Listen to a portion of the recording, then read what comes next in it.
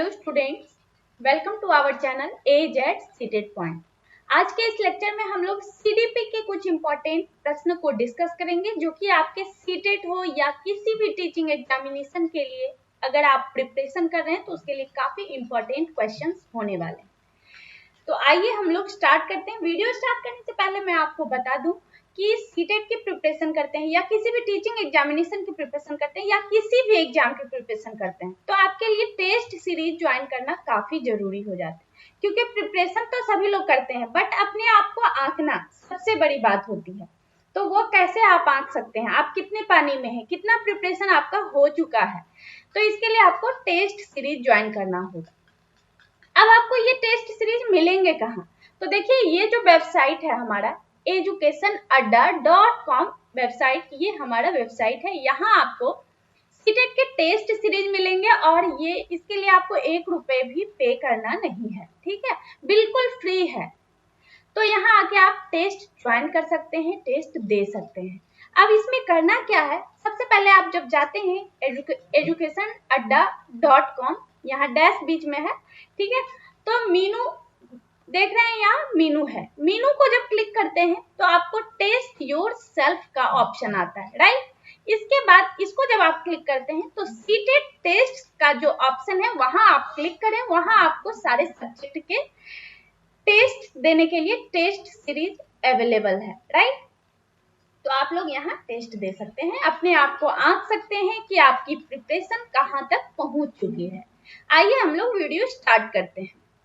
सबसे first question जो पूछे गए हैं, बच्चे तब सर्वाधिक सृजनशील होते हैं जब वे किसी गतिविधि में भाग लेते हैं। शिक्षक की डांट से बचने के लिए, दूसरों के सामने अच्छा करने के दबाव में आकर, अपनी रुचि से और पुरस्कार के लिए। ये 4 ऑप्शन आपको दिए गए हैं, राइट। हम लोग बात करें कि शिक्षक की डांट से बचने के लिए, तो ऐसा नहीं होता है। बच्चे तब सर्वाधिक सृजनशील नहीं होंगे जब वे शिक्षक की डांट से बचने के लिए कोई भी गतिविधि में भाग लेते हैं, राइट। तो पहला ऑप्शन आपके नहीं हो सही है, ये नेगेटिव है, ठीक है। दूसरे ऑप्शन को देखिए, दूसरों के सामने अच्छा करने के दबाव में आकर। तो क्या कोई बच्चा दूसरे के सामने में सिर्फ अच्छा बनकर सर्वाधिक सृजनशील हो सकते हैं? बिल्कुल नहीं। बच्चे कब सर्वाधिक सृजनशील होंगे? जब बच्चे अपनी रुचि से वे किसी भी गतिविधि में भाग लेते हैं, राइट। हमारे आंसर ऑप्शन नंबर 3 बन जाते हैं। पुरस्कार के लिए भी बात किया जाए तो पुरस्कार के लिए भी अगर कोई भी बच्चे गतिविधि में भाग लेते हैं तो भी वो बच्चे सर्वाधिक सृजनशील नहीं होंगे, क्योंकि पुरस्कार सभी जगह पे नहीं मिलते हैं, कहीं कहीं ही पुरस्कार अवेलेबल होते हैं, राइट। तो ऐसे में तो जब पुरस्कार दिया जाएगा तभी बच्चे गतिविधि में भाग ले पाएंगे, ठीक है। तो राइट आंसर हमारे ऑप्शन नंबर 3 बन जाते हैं, अपनी रुचि से। ओके, चलिए अगले क्वेश्चन को डिस्कस करें। क्वेश्चन नंबर 4, भारत में अधिकांश कक्षाएं बहुभाषी होती है, इसे शिक्षक द्वारा खाली स्थान के रूप में देखा जाना चाहिए। कैसे देखा जाना चाहिए? परेशानी के रूप में, समस्या के रूप में, संसाधन के रूप में और बाधा के रूप में। ये 4 ऑप्शन आपको दिए गए हैं, ठीक है। बहुभाषिकता की बात हो रही है, ओके। तो बहुभाषिकता भारत में भाषा परिदृश्य का एक विशिष्ट लक्षण है, राइट। कैसा है? विशिष्ट लक्षण है। और एक शिक्षक को चाहिए कि वह इसका उपयोग एक संसाधन के रूप में करें, राइट। हमारे आंसर जो बनते हैं, भारत में अधिकांश कक्षाएं जो है बहुभाषी होती है, इसे शिक्षक के द्वारा संसाधन के रूप में देखा जाना चाहिए, राइट। हमारे आंसर ऑप्शन नंबर 3 बन जाते हैं, संसाधन। और ये प्रश्न जो है काफी इंपॉर्टेंट प्रश्न है, कई बार ये प्रश्न पूछे जा चुके हैं, ठीक है। तो यहाँ मैं VVI लिख देती हूँ जिससे आप लोगों को समझ में आ जाए, ठीक है। कई बार ये प्रश्न पूछे जा चुके हैं तो इसको आप इग्नोर नहीं करेंगे कि बहुभाषिकता को क्या किया जाता है, शिक्षक जो है एक संसाधन के रूप में देखता है। ओके, चलिए अगले क्वेश्चन को डिस्कस करेंगे। क्वेश्चन नंबर 5, शिक्षार्थियों द्वारा की गई गलतियां और त्रुटियां शिक्षार्थी द्वारा बोला जा रहा है कि शिक्षार्थी द्वारा जो की गई गलती होती है और त्रुटियां होती है, बच्चों को कमजोर अथवा उत्कृष्ट चिन्हित करने के अच्छे अवसर हैं। तो क्या ऐसा होता है? बिल्कुल ऐसा नहीं होता है, ठीक है। दूसरा ऑप्शन है शिक्षक और शिक्षार्थियों की असफलता की सूचक है। ऐसा भी नहीं है।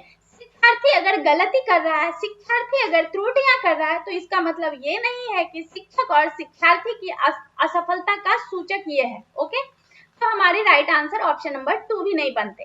तीसरे ऑप्शन की ओर देखें तो उनके चिंतन को समझने के अवसर के रूप में देखी जानी चाहिए। बिल्कुल राइट।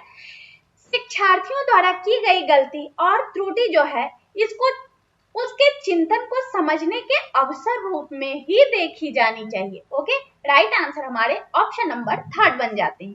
कठोरता से निपटाई जानी चाहिए। कठोरता का हम लोग उपयोग करेंगे ही नहीं। तो भी शिक्षार्थी के लिए टीचर को कठोरता का उपयोग नहीं करना है। ओके, चलिए, ये नकारात्मक जब क्वेश्चन पूछे जाते हैं तब कठोरता वाली बात आती है, यानी जब आपसे पॉजिटिव आंसर पूछे जा रहे हैं, सकारात्मक आंसर पूछे जा रहे हैं, तो ये सीधा आप कट करेंगे, ये आपका आंसर कभी नहीं हो सकता है। ओके, चलिए, इसमें देखिए क्या है। अगले क्वेश्चन को डिस्कस करते हैं। क्वेश्चन नंबर 6, खाली स्थान के विचार से बच्चे सक्रिय ज्ञान निर्माता तथा उन्हें वैज्ञानिक है जो संसार के बारे में अपने सिद्धांतों की रचना करते हैं। किसके अनुसार? 4 ऑप्शन दिए गए हैं, स्किनर, पेवलोव, यूंग, पियाजे। ये 4 ऑप्शन आपको दे दिए गए हैं।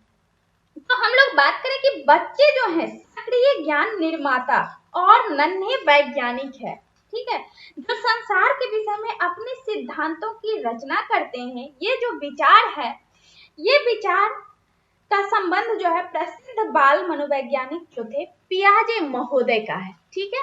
तो राइट आंसर हमारे ऑप्शन नंबर 4 बन जाते हैं। पियाजे का कहना है, पियाजे के विचार से बच्चे सक्रिय ज्ञान निर्माता और नन्हे वैज्ञानिक होते हैं जो संसार के बारे में अपने सिद्धांतों की रचना करते हैं। राइट, हमारे आंसर ऑप्शन नंबर 4 बन जाते हैं। अगले क्वेश्चन को डिस्कस करें। Question number 7। क्वेश्चन नंबर 7 आपसे पूछे जा रहे हैं कि बाल केंद्रित शिक्षा शास्त्र का अर्थ है क्या है? 4 ऑप्शन आपको दे दिए गए हैं। तो बाल केंद्रित शिक्षा शास्त्र से हमारा क्या मतलब है? इसका मतलब है कि बच्चों की अभिव्यक्ति और उसकी सक्रिय भागीदारी को महत्व देने से। राइट, तो पहले ऑप्शन को लें, बच्चों को नैतिक शिक्षा देना, ये भी आपके नहीं होते हैं। बच्चों को शिक्षा का अनुगमन और अनुकरण करने के लिए कहना, ये भी आपके बाल केंद्रित शिक्षा शास्त्र का अर्थ नहीं है। तीसरे ऑप्शन पर जाएं, बच्चों की अभिव्यक्ति और उनकी सक्रिय भागीदारी को महत्व देना। तो यही हमारे राइट आंसर बनते हैं, ऑप्शन नंबर 3। चौथे ऑप्शन को भी हम लोग डिस्कस कर लेंगे। बच्चों को पूर्ण रूप से स्वतंत्रता देना, ये भी आपके बाल केंद्रित शिक्षा शास्त्र का अर्थ नहीं है। ओके, चलिए क्वेश्चन नंबर 8 को डिस्कस करेंगे। क्वेश्चन नंबर 8 आपसे पूछे जा रहे हैं, जटिल परिस्थितियों को संसाधित करने में शिक्षक बच्चों की सहायता कर सकता है। कैसे कर सकता है? आपको 4 ऑप्शन दिए गए हैं। प्रतियोगिता को बढ़ावा देकर और सबसे पहले कार्य पूरा करने वाले बच्चे को पुरस्कार देकर। तो ये आपके ऑप्शन नहीं होंगे, ठीक है। दूसरे ऑप्शन है कोई भी सहायता ना देकर। तो ऐसा भी नहीं करना चाहिए, ठीक है, जिससे बच्चे अपने आप निर्वाह करना सीखें। कुछ भी सहायता नहीं देंगे तो बच्चे को जरूरत होती है सहायता की, तो फिर कैसे सीख पाएंगे, ठीक है। तो चलिए, ये ऑप्शन भी आपके नहीं होंगे। उस पर एक भाषण देकर, सिर्फ भाषण देना ही इसके लिए नहीं है, ठीक है। अगले ऑप्शन को देखें, कार्य को छोटे हिस्सों में बांटने के बाद निर्देश लिखकर। यही आपके राइट आंसर है। ओके, देखिए, जटिल परिस्थिति को संसाधित करने में शिक्षक कार्य को क्या करेगा, जब छोटे छोटे हिस्सों में बांटने के बाद निर्देश लिखकर बच्चों को सहायता करेगा, तो बच्चे जो है संसाधित कर पाएंगे, ठीक है। तो हमारे राइट आंसर ऑप्शन नंबर 4 बन जाते हैं। Question number 9। क्वेश्चन नंबर 9 आपसे पूछे जा रहे हैं, शिक्षार्थियों से यह अपेक्षा करना कि वे ज्ञान को उसी रूप में पुनः प्रस्तुत कर देंगे जिस रूप में उन्होंने उसे ग्रहण किया है। तो पहले ऑप्शन है अच्छा है, क्योंकि यह शिक्षक के लिए आकलन में सरल है। दूसरे ऑप्शन की बात करें, एक प्रभावी आकलन युक्ति है, तो ये भी आपके आंसर नहीं होंगे, ठीक है, ये भी नहीं होंगे। तीसरा जो है समस्यात्मक है, क्योंकि व्यक्ति अनुभवों की व्याख्या करते हैं और ज्ञान को ज्यों का त्यों पुनः उत्पादित नहीं करते हैं, ठीक है। चौथे ऑप्शन आपके अच्छा है, क्योंकि जो भी हमारे मन में है हम उसे रिकॉर्ड करने लगते हैं, ठीक है। ये चार ऑप्शन आपको दिए गए हैं और आपसे पूछे जा रहे हैं कि शिक्षार्थियों से यह अपेक्षा करना कि वे ज्ञान को उसी रूप में पुनः प्रस्तुत कर देंगे जिस रूप में उन्होंने उसे ग्रहण किया, ठीक है। देखिए, व्यक्ति जो है ज्ञान को ज्यों का त्यों पुनः उत्पादित नहीं करते हैं, ठीक है, क्योंकि उनमें अनुभवों का मिलान होता है, अनुभवों का मिश्रण होता है। इसलिए शिक्षार्थियों से अपेक्षा करना कि वे ज्ञान को उसी रूप में प्रस्तुत करें जिस रूप में उन्होंने उसे ग्रहण किया था, जो समस्यात्मक है। ओके, तो राइट आंसर हमारे ऑप्शन नंबर 3 बनते हैं। क्वेश्चन नंबर 10 को डिस्कस कर लेते हैं। क्वेश्चन नंबर 10 आपसे पूछे जा रहे हैं कि जब शिक्षार्थियों को समूह में किसी समस्या पर चर्चा का अवसर दिया जाता है, तब उनके सीखने का वक्त बेहतर होता है, स्थिर रहता है, अवनत होता है, समान रहता है। ये 4 ऑप्शन आपको दे दिए गए हैं। अगर हम लोग बात करें कि जब शिक्षार्थियों को समूह में किसी समस्या पर चर्चा करने का अवसर देंगे, तब उसके सीखने का वक्त जो होगा बेहतर हो जाएगा, ठीक है। तो हमारे राइट आंसर बेहतर होता है। ऑप्शन नंबर 1 हमारे राइट आंसर बनते हैं।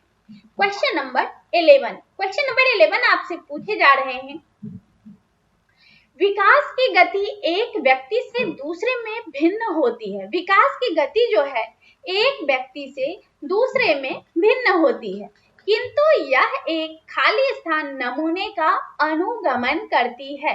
एड़ी से चोटी, अव्यवस्थित, अप्रत्याशित, क्रमबद्ध और व्यवस्थित। ये 4 ऑप्शन आपको दे दिए गए हैं। तो हम लोग बात करें कि शिक्षण अधिगम प्रक्रिया में विकास की गति जो है एक व्यक्ति से दूसरे में भिन्न होती है। यह एक क्रमबद्ध और व्यवस्थित नमूने का अनुगमन करती है, ठीक है। राइट आंसर हमारे ऑप्शन नंबर 4 बन जाएंगे। चलिए अगले क्वेश्चन को डिस्कस करेंगे। क्वेश्चन नंबर 12, क्वेश्चन नंबर 12 आपसे पूछे जा रहे हैं कि विकास के लिए निम्नलिखित में से कौन सा एक उचित है। विकास के लिए पूछे जा रहे हैं कि निम्नलिखित में से कौन सा एक उचित है। अगर हम लोग बात करें पहले ऑप्शन की, विकास जन्म के साथ प्रारंभ होता है और समाप्त होता है, तो क्या ऐसा होता है? बिल्कुल ऐसा नहीं होता है, ठीक है। चलिए अगले ऑप्शन को देखें। सामाजिक सांस्कृतिक संदर्भ विकास में एक महत्वपूर्ण भूमिका का निर्वाह करती है। बिल्कुल ऐसा होता है कि सामाजिक सांस्कृतिक संदर्भ जो है विकास में एक महत्वपूर्ण भूमिका निर्वाह करता है। तीसरे ऑप्शन की बात करें, विकास एकल आयामी है, तो ये भी आपके आंसर नहीं होंगे। एकल आयामी विकास नहीं है, विकास पृथक होता है, तो विकास को पृथक भी नहीं किया जा सकता है, अलग भी नहीं किया जा सकता है, ठीक है। तो हमारे राइट आंसर जो होंगे ऑप्शन नंबर 2 होंगे। विकास जो है एक सामाजिक प्रक्रिया है जो जन्म के साथ प्रारंभ नहीं होती है तथा विकास के एक आयामी नहीं होता है, बल्कि विकास के लिए सामाजिक सांस्कृतिक संदर्भ विकास में एक महत्वपूर्ण भूमिका का निर्वाह करता है। ओके, राइट आंसर हमारे जो होंगे ऑप्शन नंबर 2 बन जाते हैं। अगले क्वेश्चन को डिस्कस करेंगे। क्वेश्चन नंबर 13, क्वेश्चन नंबर 13 आपसे पूछे गए हैं कि व्यक्तियों में एक दूसरे से भिन्नता क्यों होती है, ठीक है। व्यक्तियों में एक दूसरे से भिन्नता क्यों होती है? वातावरण के प्रभाव के कारण, जन्मजात विशेषताओं के कारण, वंशानुक्रम और वातावरण के बीच अन्योन्य क्रिया के कारण, और चौथे ऑप्शन आपके हैं प्रत्येक व्यक्ति को उसके माता पिता के से जीनों का भिन्न समुच्चय प्राप्त होने के कारण। ठीक, हम लोग बात करें कि व्यक्तियों में एक दूसरे से भिन्नता क्यों होती है, तो इसलिए होती है क्योंकि देखिए यहाँ हम लोग बात करें वंशानुक्रम और वातावरण के बीच जो होता है अन्योन्य क्रिया के कारण ऐसा होता है। ठीक है, वंशानुक्रम जो है जहां हम लोग को विकसित होने की क्षमता प्रदान करता है। ठीक है, वंशानुक्रम क्या करता है, हम लोगों को विकसित होने की क्षमता प्रदान करता है, वहीं वातावरण जो है इस क्षमता को विकसित होने के अवसर प्रदान करता है। राइट, तो इसलिए व्यक्तियों में एक दूसरे से भिन्नता वंशानुक्रम और वातावरण के बीच अन्योन्य क्रिया के कारण होती है। राइट आंसर हमारे ऑप्शन नंबर 3 बन जाते हैं।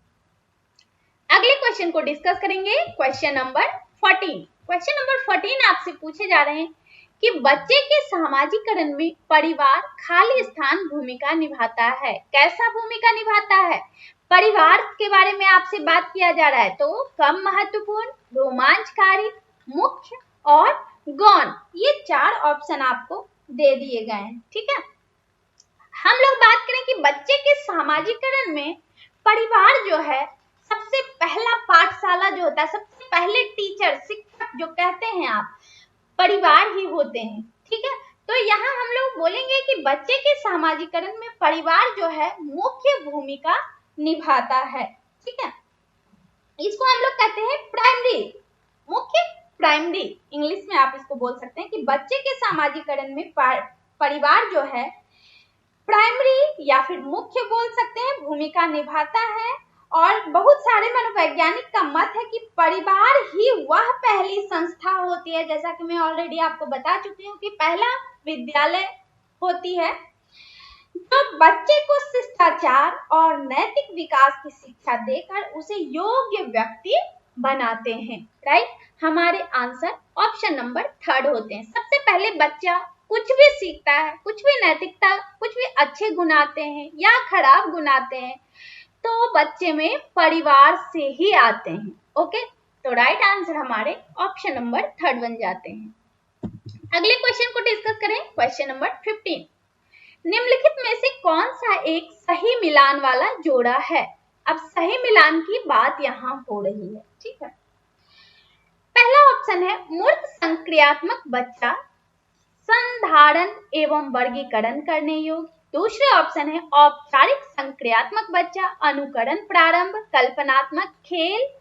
तीसरा ऑप्शन है शैशवावस्था, तर्क का अनुप्रयोग और अनुमान लगाने में सक्षम। चौथे हैं पूर्व संक्रियात्मक बच्चा जो होता है निगमनात्मक विचार। तो बात करें हम लोग मूर्त संक्रियात्मक बच्चा जो होता है अधिगम प्रक्रिया में संधारण एवं वर्गीकरण करने योग्य होता है। ठीक है, तो यही हमारे राइट आंसर हो जाएंगे। और बाकी के जो हैं आपके मिलान जो है औपचारिक संक्रियात्मक बच्चा, अनुकरण प्रारंभ करना, कल्पना खेल, ऐसा नहीं होता है। शैशवावस्था की बात अगर करें तो तर्क कहाँ से आ जाएंगे, शैशवावस्था में जो बच्चे होते हैं तर्क का अनुप्रयोग और अनुमान लगाने में सक्षम कभी हो ही नहीं सकता है। पूर्व संक्रियात्मक बच्चा की बात करें तो निगमनात्मक विचार उसमें हो ही नहीं सकता है। हमारे राइट आंसर जो होते हैं ऑप्शन नंबर 1 हो जाएंगे। अगले क्वेश्चन को डिस्कस करें, क्वेश्चन नंबर 16। एक बच्ची कहती है कि धूप में कपड़े जल्दी सूख जाते हैं। वह खाली स्थान की समझ को प्रदर्शित कर रही है। कैसा समझ प्रदर्शित कर रही है, प्रतीकात्मक विचार, अहं केंद्रित चिंतन, कार्य कारण, विपर्यय चिंतन। ये 4 ऑप्शन आपको दे दिए गए हैं। अब एक छोटी सी बच्ची की बात हो रही है, तो छोटी बच्ची अगर कहती है कि धूप में कपड़े जल्दी सूख जाते हैं, तो वह क्या कर रही है, कार्य कारण की समझ उसको हो चुका है, तो वही कार्य कारण जो है प्रदर्शित कर रही है, क्योंकि उसे कपड़े सूखने के तरीकों का ज्ञान हो चुका है। ठीक है, तो राइट आंसर हमारे जो बनते हैं ऑप्शन नंबर 3 हमारे राइट आंसर होंगे, कार्य कारण। अगले क्वेश्चन को डिस्कस करें। Question number 17। पियाजे के अनुसार बच्चों का चिंतन वयस्कों से खाली स्थान में भिन्न होता है बजाय खाली स्थान के। यानी हम लोग बात करें पियाजे के अनुसार जो है बच्चों का चिंतन वयस्कों से क्या होता है, तो वयस्कों से प्रकार में भिन्न होता है बजाय मात्रा के। राइट, हमारे आंसर ऑप्शन नंबर 3 बन जाते हैं। ठीक है, अगले क्वेश्चन को डिस्कस करेंगे। Question number 18। ये देखिए क्वेश्चन नंबर 18 और ये हमारे लास्ट क्वेश्चन होंगे।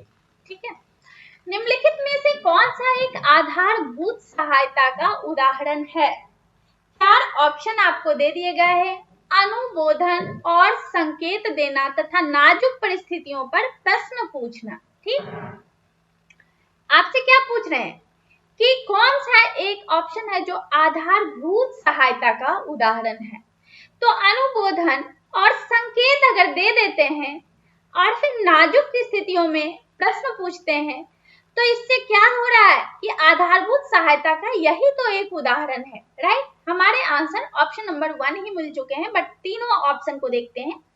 शिक्षार्थियों को प्रेरित करने वाले भाषण देना, ये भी नहीं। प्रश्न पूछने को बढ़ावा दिए बिना स्पष्टीकरण देना, ये भी नहीं होंगे। मूर्त और अमूर्त दोनों प्रकार के उपहार देने, उपहार का कोई मतलब यहाँ नहीं है। ठीक है, तो राइट आंसर हमारे ऑप्शन नंबर 1 बन जाते हैं। और इसी के साथ आज का ये लेक्चर यहीं पे कंप्लीट हो चुके हैं। और मैं ऑलरेडी आपको बता चुकी हूँ कि टेस्ट सीरीज ज्वाइन करने के लिए आप educationadda.com पर जाएं। यहाँ मैं नोट डाउन कर देती हूँ, फिर से ऑलरेडी मैं कर चुकी हूँ education-adda.com। ठीक, .com को इसमें आप जब जाते हैं मीनू में जाते हैं। ठीक, मीनू, यहाँ पे आपको टेस्ट योर सेल्फ का ऑप्शन दिखता है, टेस्ट योर सेल्फ। ठीक है, जब इसको आप क्लिक करते हैं तो यहाँ आपको सीटेट टेस्ट का एक ऑप्शन आता है। ठीक, सीटेट टेस्ट, ठीक, इसका ऑप्शन आएगा और यहाँ जाके आप लोग अपने आप को आंक सकते हैं कि आपका जो एग्जामिनेशन का प्रिपरेशन है कहाँ तक पहुंच चुका है। और ये बिल्कुल फ्री है, आपको 1 रुपए भी इसके लिए पे नहीं करने होते हैं। ठीक है, तो इसी के साथ आज का ये जो हमारा लेक्चर है यहीं पे कंप्लीट हो चुके हैं। अब तक आपने हमारे इस वीडियो को देखा, आपको हमारा ये वीडियो हेल्पफुल लगा तो अभी जस्ट हमारे इस वीडियो को लाइक कर दें। चैनल पर नए हैं, अब तक आपने हमारे चैनल को सब्सक्राइब नहीं किए हैं तो हमारे channel AZ CTET point channel को सब्सक्राइब करके बेल आइकन जरूर प्रेस कर लेना, जिससे आने वाले इसी तरह के हेल्पफुल वीडियो से आप लोग लाभान्वित होते रहें। Okay, thank you.